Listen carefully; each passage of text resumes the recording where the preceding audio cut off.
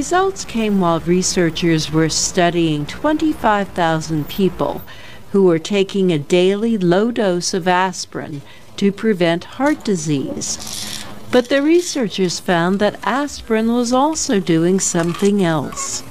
It was reducing the death rate for some cancers.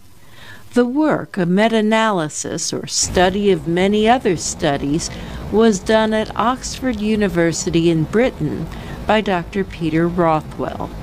What we found was in the trials where people had taken aspirin for 5, 6, 7 years on average, the risk of dying of cancer was reduced by about 25%. In other words, for every 1,000 people who took a low dose of aspirin daily for at least 4 years, 23 people died from cancer. Compare that to 30 out of every 1,000 people who died from cancer in the group not taking a daily aspirin.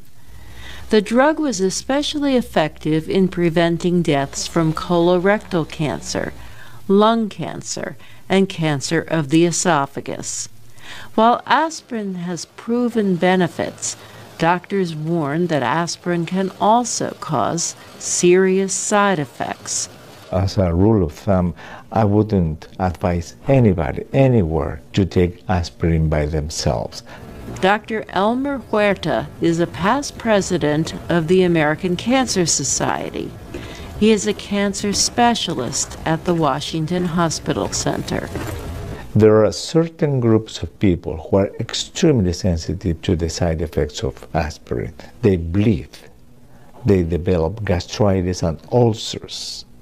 So if people are going to go to the store and get aspirin and have it thinking that they are going to prevent cancer, they may end up in the emergency room with severe gastrointestinal bleeding. Dr. Huerta says there are many other reasons people should not take aspirin. It could react negatively with other medications a patient is taking. And he says patients who already have cancer should not take aspirin without first consulting their doctors. And while there are studies that show that aspirin might decrease the incidence of polyps in the colon and the cancers that might result from them, this study does not show that aspirin actually prevents cancer. The study has been designed to study mortality, not incidence. Dr. Huerta says more large studies need to be done to find out how aspirin interacts with cancer cells.